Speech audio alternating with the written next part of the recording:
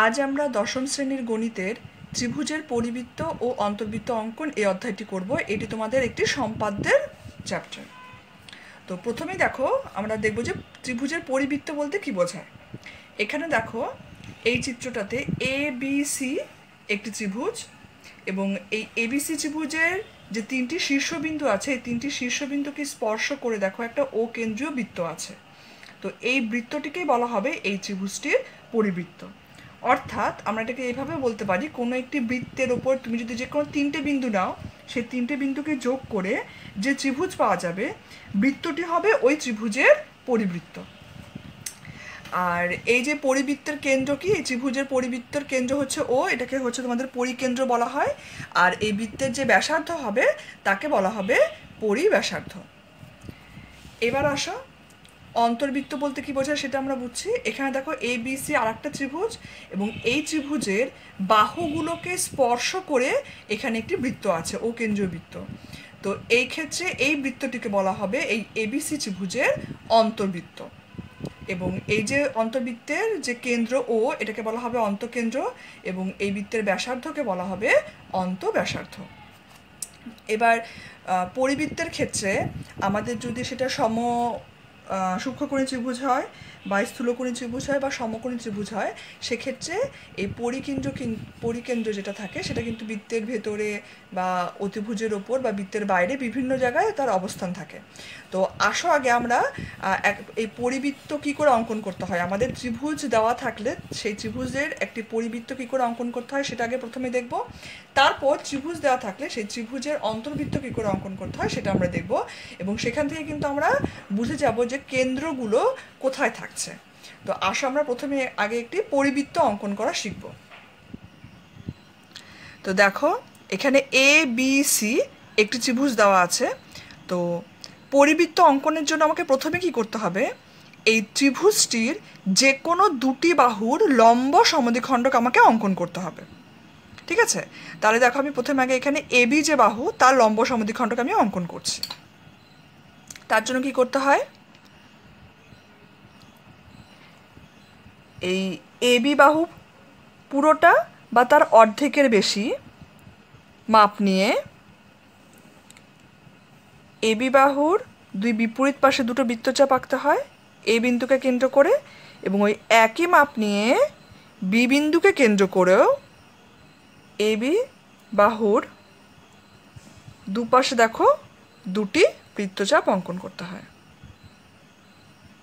ঠিক আছে, এবার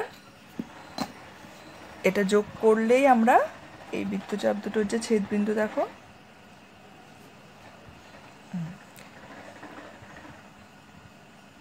তো এটাকে আমি যোগ করে দিচ্ছি। তাহলেই এই যে বিন্দুটা পেলাম, এই বিন্দুটা ধর আমি এই যে বিন্দুটা, হ্যাঁ, এটা হচ্ছে এবি বাহুর মধ্যবিন্দু, এবং এটা আমি কি আঁকলাম না, এবি বাহুর লম্ব সমদ্বিখণ্ডক। ঠিক আছে, আর বাকি দুটোর মধ্যে আমি ধরো এখানে এসি বাহুর লম্ব সমদ্বিখণ্ডক আঁকছি। বিসি বাহুর লম্ব সমদ্বিখণ্ডক আঁকলেও কিন্তু হবে, তিনটে বাহুর মধ্যে যে কোনো দুটো বাহুর লম্ব সমদ্বিখণ্ডক আঁকলেই হবে। তো এসি বাহুর লম্ব সমদ্বিখণ্ডক আঁকার জন্য আমরা কি করব, এই এসি বাহুর পুরোটা বা তার অর্ধেকের বেশি মাপ নিয়ে প্রথমে আমি সি বিন্দুকে কেন্দ্র করে এসি বাহুর দুই বিপরীত পাশে দুটি বৃত্তচাপ, এবং ওই একই মাপ নিয়ে এ বিন্দুকে কেন্দ্র করে এসি বাহুর বিপরীত পাশে দুটি বৃত্তচাপ। ঠিক আছে, এবার এখানে এই দুটি বৃত্তচাপের যে ছেদবিন্দু আছে তাদেরকে যদি আমরা যোগ করি, তাহলে এই যে দাগটা পেলাম, এটা কি পেয়ে গেলাম, এটা পেয়ে গেলাম এসি বাহুর লম্ব সমদ্বিখণ্ডক। এবার দেখো এই যে এবি বাহুর লম্ব সমদ্বিখণ্ডক এবং এসি বাহুর লম্ব সমদ্বিখণ্ডক, এরা পরস্পর যে বিন্দুতে ছেদ করলো, একটা বিন্দুতে ছেদ করলো, তো এই বিন্দুটির আমি ধরো নাম দিচ্ছি ও। তো এটি কিন্তু হচ্ছে এই এবিসি ত্রিভুজের পরিবৃত্তের পরিকেন্দ্র। এবার এই কেন্দ্রকে, এটা ও বিন্দু হচ্ছে কেন্দ্র, এবার ও বিন্দুকে কেন্দ্র করে এই এবিসি ত্রিভুজের যে তিনটে শীর্ষবিন্দু আছে তো এ বি সি, এই তিনটের মধ্যে যে কোনো একটা দেখবে তোমাদের এখানে বি, এ এবং সি এই তিনটে মাপই দেখবে সমান আসবে। এই ও বিন্দুকে কেন্দ্র করে তোমরা যদি কম্পাস বসাও দেখবে এই তিনটি মাপই সমান আসবে। এই যে তিনটে মাপ আমি নিচ্ছি মানে ও থেকে এ পর্যন্ত বা ও থেকে বি পর্যন্ত বা ও থেকে সি পর্যন্ত, এটাই হচ্ছে কিন্তু সেই পরিবৃত্তের ব্যাসার্ধ। ঠিক আছে, তাহলে দেখো আমি ও বিন্দুকে কেন্দ্র করে যদি এবার আমি ও বি বা ও এ বা ও সি তুমি যে কোনো মাপ নাও না কেন সেটাকে ব্যাসার্ধ নিয়ে যদি আমি একটি বৃত্ত অঙ্কন করি তাহলে এই যে বৃত্তটা পেয়ে যাচ্ছি, এটি হচ্ছে কিন্তু দেখো এবিসি ত্রিভুজের পরিবৃত্ত। তাহলে এখানে ব্যাসার্ধ কে হলো? ব্যাসার্ধ আমি এখানে দেখো ও এ বা ও বি বা ও সি যে কোনো একটা হতে পারে। তো আমি এখানে দেখো এখানে ও এ যুক্ত করে দিচ্ছি,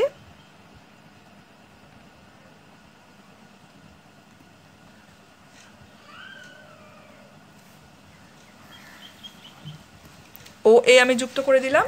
তাহলে এই ও এ কিন্তু হচ্ছে এই এবিসি ত্রিভুজের পরিব্যাসার্ধ। ঠিক আছে, তাহলে আমাদের পরিবৃত্ত অঙ্কন করার জন্য আমরা কী করলাম? ত্রিভুজের যে কোনো দুটি বাহুর লম্ব সমদ্বিখণ্ডক অঙ্কন করব। সেই লম্ব সমদ্বিখণ্ডক দুটি যে বিন্দুতে ছেদ করবে সেটি হচ্ছে পরিবৃত্তের কেন্দ্র। সেই কেন্দ্রকে কেন্দ্র করে আমরা ত্রিভুজের শীর্ষবিন্দু দেখবে তিনটি শীর্ষবিন্দু সমান দূরে থাকবে, তো যে কোনো একটি শীর্ষবিন্দু পর্যন্ত মাপ নেবে, নিয়ে বৃত্ত অঙ্কন করবে, তাহলে কিন্তু তোমরা পরিবৃত্তটা পেয়ে যাবে। তোমাদের দেখবে অনেক সময় পরিবৃত্ত অঙ্কন করতে বলে এবং পরিব্যাসার্ধ লিখতে বলে।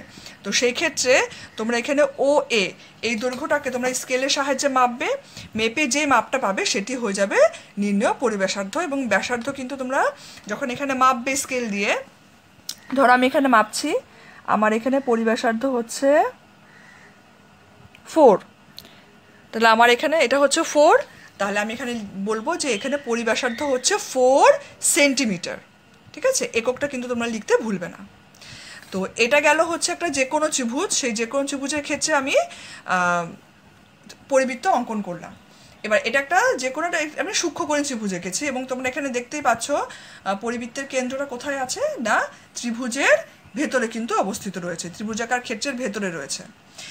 এবার এই পরিবৃত্তটা অঙ্কন করার জন্য আমাকে দুটি বাহুর লম্ব সমদ্বিখণ্ডক অঙ্কন করতে হয়েছে, কিন্তু যদি আমার এটা সমকোণী ত্রিভুজ হয় সেই ক্ষেত্রে তো সমকোণী ত্রিভুজের যে পরিকেন্দ্র সেটা হচ্ছে অতিভুজের মধ্যবিন্দু হয়। তাই শুধুমাত্র অতিভুজকে যদি আমরা সমদ্বিখণ্ডিত করি তাহলেই কিন্তু আমরা পরিকেন্দ্রটা পেয়ে যাব এবং এর ফলে কিন্তু আমরা পরিবৃত্ত অঙ্কন করে ফেলতে পারবো।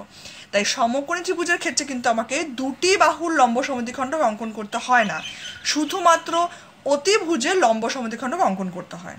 দেখো আমরা সেই আঁকাটাও আঁকবো একটা। তো এখানে দেখো এ বি সি একটি আমি সমকোণী ত্রিভুজ নিয়েছি যার এ কোণ সমকোণ, তাহলে এই ত্রিভুজটার অতিভুজকে বিসি। এবার দেখো এই এবিসি ত্রিভুজের এই সমকোণী এবিসি ত্রিভুজের যদি আমরা পরিবৃত্ত অঙ্কন করতে যাই তাহলে শুধুমাত্র অতিভুজ অর্থাৎ বিসিকে আমি দেখো সমদ্বিখণ্ডিত করব। তো কিভাবে করছি দেখো, আবার সেই বিসি বাহুর পুরোটা বা তার অর্ধেকের বেশি মাপ নিয়ে বিসি বাহুর দুদিকে দুই বিপরীত পাশে দুটি বৃত্তচাপ এবং সি বিন্দুকে কেন্দ্র করেও একইভাবে দেখো দুটি বৃত্তচাপ আমি আঁকছি। ঠিক আছে, এবার এখানে যদি আমি এটাকে যুক্ত করে দিই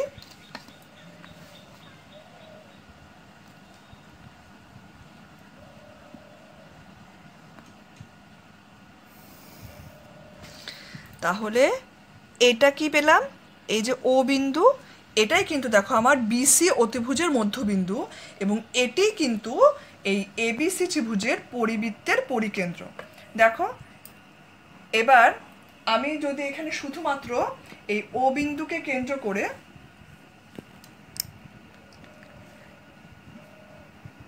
আগের মতোই ত্রিভুজের যে কোনো শীর্ষবিন্দু দেখো সি, এ বা বি তিনটে দেখো তিনটে শীর্ষবিন্দু দূরত্বই দেখবে সমান হবে। তো যে কোনো একটা শীর্ষবিন্দু সমান তোমরা যদি মাপ নাও, নিয়ে বৃত্ত অঙ্কন করে দাও,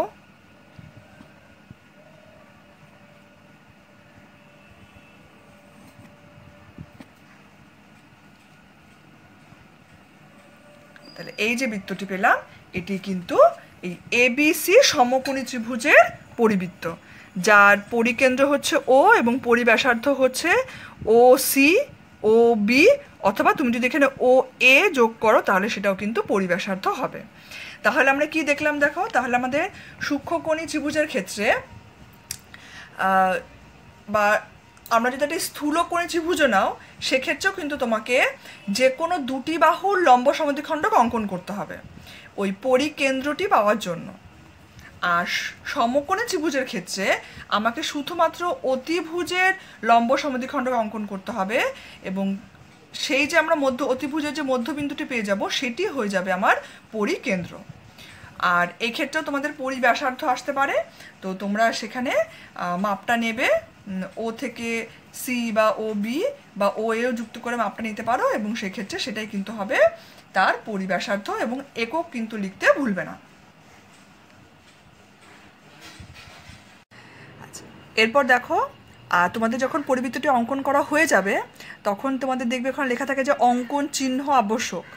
তো অঙ্কন চিহ্ন বলতে তোমাদের এই যে ত্রিভুজটি আমি এখানে নিয়েছি, দেখো এখানে তো আমি যে কোনো মাপের ত্রিভুজ অঙ্কন করেছি, তো তোমাদের পরীক্ষার সময় কিন্তু এই ত্রিভুজের কিছু মাপ দেওয়া থাকবে, হয়তো কোনো বাহুর দৈর্ঘ্য, কোণের দৈর্ঘ্য মানে কোণের মাপ এগুলো দেওয়া থাকে, সেই অনুযায়ী তোমাকে প্রথমে আগে ত্রিভুজটি অঙ্কন করতে হবে, তারপর তার পরিবৃত্ত অঙ্কন করতে হবে। তো সেই ক্ষেত্রে ত্রিভুজটি অঙ্কন করার জন্য যে মাপগুলো দেওয়া থাকবে সেগুলো কিন্তু তোমরা এখানে উল্লেখ করে দেবে। আর ছবিটির নিচে তোমরা এরকম লিখে দিতে পারো যে চিত্রে ও কেন্দ্রীয় বৃত্তটি হচ্ছে ত্রিভুজ ABC এর পরিবৃত্ত, আর এখানে আমি পরিব্যাসার্ধ কত মেপেছিলাম 4 সেন্টিমিটার, তো সেটিও যদি চায় তো সেক্ষেত্রে তোমরা উল্লেখ করে দিয়ে দেবে। ঠিক আছে, তো অঙ্কন চিহ্ন মানে যেমন এখানে আমি যে ABC-O এই যে নামগুলো দিয়েছি, এই নামগুলো এবং ত্রিভুজ অঙ্কন করার জন্য তোমাদের যে মাপগুলো লাগবে সেগুলো কিন্তু তোমরা এখানে লিখতে ভুলবে না, আর নিচেও কিন্তু এই চিত্রটিকে মানে বর্ণনা করার জন্য এভাবে তোমরা লিখে দেবে। এবার আসো আমরা দেখি কোনো ত্রিভুজের অন্তর্বৃত্ত কি করে অঙ্কন করতে হয়। তো এখানে দেখো আমি যে কোনো মাপের একটা ত্রিভুজ নিয়েছি, ABC ত্রিভুজ। তো অন্তর্বৃত্ত আঁকার জন্য আমরা কি করব, এই ত্রিভুজে যে এই যে ভূমি যে দুপাশে দুটো কোণ আছে, ঠিক আছে, ভূমির সংলগ্ন যে দুটি কোণ, এই দুটি কোণকে আমরা সমদ্বিখণ্ডিত করব। মানে পরিবৃত্ত আঁকার সময় দেখো আমরা ত্রিভুজের বাহুকে সমদ্বিখণ্ডিত করেছিলাম, আর অন্তর্বৃত্ত অঙ্কনের জন্য আমাকে ত্রিভুজের কোণ মানে যে কোনো দুটো কোণকে আমরা কি করব না, সমদ্বিখণ্ডিত করব। তো এখানে আমি ভূমি সংলগ্ন যে দুটি কোণ আছে মানে অ্যাঙ্গেল B এবং অ্যাঙ্গেল C, এই দুটো কোণকে আমি সমদ্বিখণ্ডিত করছি। তো দেখো কি করে করব। প্রথমে ধরো আমি C কোণকে সমদ্বিখণ্ডিত করতে চাই, তাহলে আমি যে কোনো মাপের একটা বৃত্তচাপ আঁকলাম,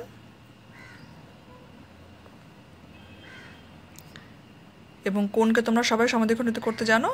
এখানে পুরো বৃত্তচাপ বা তার অর্ধেকের বেশি মাপ নিয়ে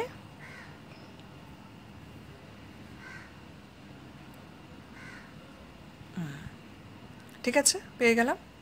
এবার এখানে আমি যোগ করলেই দেখো C বিন্দুর সাথে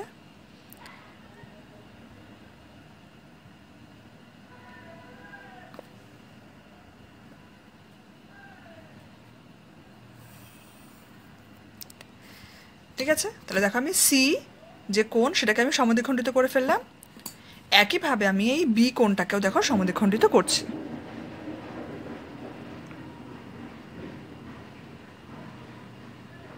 যে কোনো মাপের বৃত্তচাপ আঁকলাম,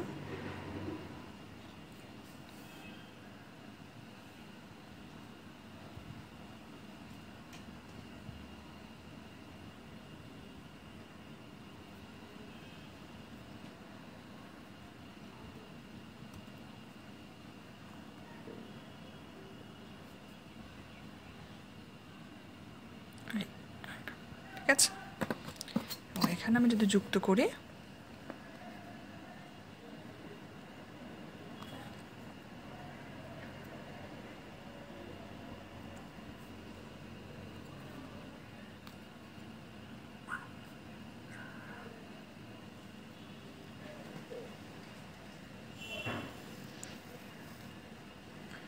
তাহলে এটা হচ্ছে B কোণের সমদ্বিখণ্ডক। এবং দেখো এই দুটি সমদ্বিখণ্ডক পরস্পর যেখানে ছেদ করলো আমি সেই ছেদ বিন্দুটির নাম দিচ্ছি O। তো এটি কিন্তু আমার এই ত্রিভুজের আমরা যে অন্তর্বৃত্ত অঙ্কন করব তার অন্তঃকেন্দ্র। ঠিক আছে, এবার আমার কি লাগবে না, অন্ত ব্যাসার্ধ লাগবে, কারণ বৃত্ত অঙ্কনের জন্য ব্যাসার্ধ লাগবে। তো তার জন্য আমাকে কী করতে হবে, এই যে আমরা অন্ত কেন্দ্র পেলাম, এই কেন্দ্র থেকে এর যে বিপরীত বাহু মানে বিসি বাহু, তার একটি লম্ব সমদ্বিখণ্ডক আমাকে অঙ্কন করতে হবে। তো কিভাবে করছি দেখো, ও বিন্দুকে কেন্দ্র করে আমরা এখানে একটা লম্ব সমদ্বিখণ্ডক অঙ্কন করব। তো আমি দেখো এখানে একটা বৃত্তচাপ নিয়েছি। তো তোমরা এমনভাবেই বৃত্তচাপটা নেবে যেন সেটা বিসি বাহুরকে দুটো বিন্দুতে ছেদ করে, সেরকমভাবে একটা বৃত্তচাপ নেবে। তো দেখো আমি এখানে একটা বৃত্তচাপ আঁকছি, ঠিক আছে। এবার এই যে বিসি বাহুকে যে দুটি বিন্দুতে ছেদ করলো, তো প্রথমে এই বিন্দুটাতে আমি দেখো বসাচ্ছি,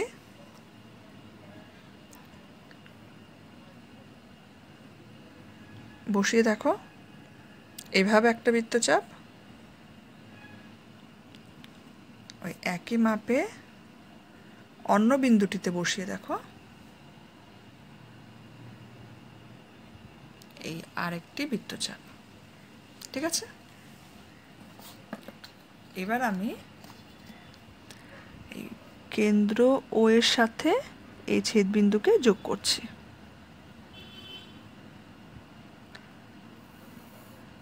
আচ্ছা, এটা আমার লম্ব সমদ্বিখণ্ডক অঙ্কন হয়ে গেল ও বিন্দু থেকে। এবার এই লম্ব সমদ্বিখণ্ডক এই বিসি বাহুকে যে বিন্দুতে ছেদ করছে তার নাম দিচ্ছি আমি ধরো ডি। তাহলে এই ওডি হচ্ছে নির্ণেয় অন্তর ব্যাসার্ধ। এবার আমরা এই ও বিন্দুকে কেন্দ্র করে ওডি ব্যাসার্ধের সমান মাপ নিয়ে এবার একটি বৃত্ত অঙ্কন করব। তো দেখো এখানে ও বিন্দুকে কেন্দ্র করলাম এবং এখান থেকে ওডি পর্যন্ত আমরা মাপটা নিচ্ছি, নিয়ে দেখো ওডি পর্যন্ত মাপ নিয়ে আমি দেখো বৃত্ত অঙ্কন করছি।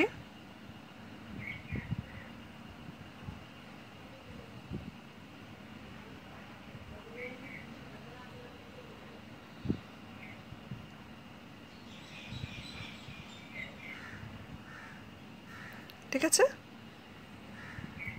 দেখো আমি বৃত্তটি অঙ্কন করে দিলাম এবং এই যে আমি বৃত্ত অঙ্কন করলাম সেটি দেখো এই এ বি সি ত্রিভুজের তিনটি বাহুকেই কিন্তু স্পর্শ করে যাচ্ছে। তাহলে এটি হচ্ছে আমার এবিসি ত্রিভুজের নির্ণেয় অন্তর্বৃত্ত। তাহলে আমাকে যদি এখানে অন্তর্বৃত্ত অঙ্কন করতে বলে তাহলে এখানে তোমরা নিচে তাহলে কি লিখে দিবে, এখানে তাহলে আমার এটা অঙ্কন হয়ে গেল। যদি তোমাদের এখানে তো আমি যে কোনো মাপের ত্রিভুজ নিয়েছি, তো তোমাদেরকে কিন্তু অনেক সময় সেই একইভাবে আগের প্রশ্নের মতোই তোমাদের পরিবৃত্তের মতো অন্তর্বৃত্ত অঙ্কন করার সময়ও কিন্তু অনেক সময় ত্রিভুজের মাপ বলে দেবে, হ্যাঁ, বাহুর মাপ বলে দেবে, কোণের মাপ বলে দেবে। সেই মাপ অনুযায়ী আগে তোমাকে ত্রিভুজ অঙ্কন করতে হবে। এগুলো তোমরা আগের ক্লাসগুলোতে শিখেছো, বিভিন্ন ভাবে বিভিন্ন রকমের ত্রিভুজ কী করে অঙ্কন করতে হয়।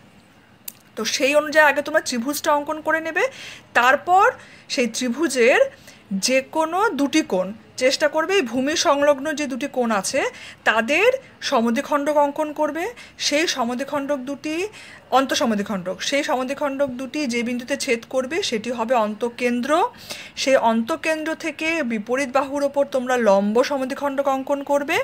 সেই লম্ব সমদ্বিখণ্ডক ওই বাহুটিকে যে বিন্দুতে ছেদ করে সেইটুকু পর্যন্ত, সেই দৈর্ঘ্য এইটুকু দৈর্ঘ্য, যেমন এখানে ও থেকে ডি পর্যন্ত দৈর্ঘ্য, সেটা হবে অন্ত ব্যাসার্ধ। তো তোমরা সেই অন্তকেন্দ্রকে কেন্দ্র করে ওই ব্যাসার্ধের সমান মাপ নিয়েই যদি বৃত্ত অঙ্কন করো তাহলে কিন্তু তোমরা অন্তবৃত্ত পেয়ে যাবে। এবং তোমরা নিচে এরকমভাবে লিখে দিবে, চিত্রে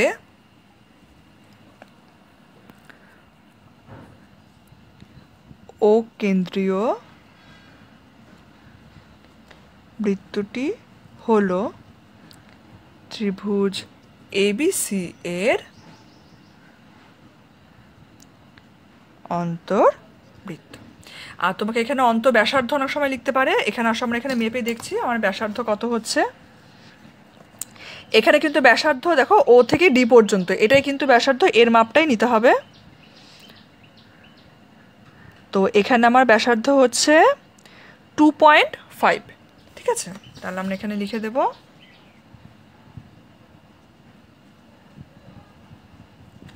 অন্ত ব্যাসার্ধ 2.5 সেন্টিমিটার, ঠিক আছে।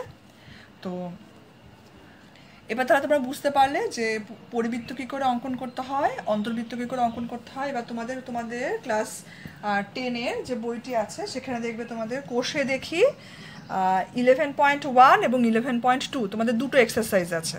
11.1-এ তোমাদের পরিবৃত্ত অঙ্কন করতে দেওয়া হয়েছে এবং 11.2-তে তোমাদের অন্তর্বৃত্ত অঙ্কন করতে দেওয়া হয়েছে। তো আজকে আমরা যে পদ্ধতি ফলো করলাম, যে পদ্ধতিতে আঁকলাম, সেই পদ্ধতি ফলো করে কিন্তু তোমরা এবার তাহলে ওই দুটো এক্সারসাইজ কিন্তু আশা করি করে ফেলতে পারবে। ঠিক আছে, তো আজকের ক্লাসটি আমরা এখানেই শেষ করছি।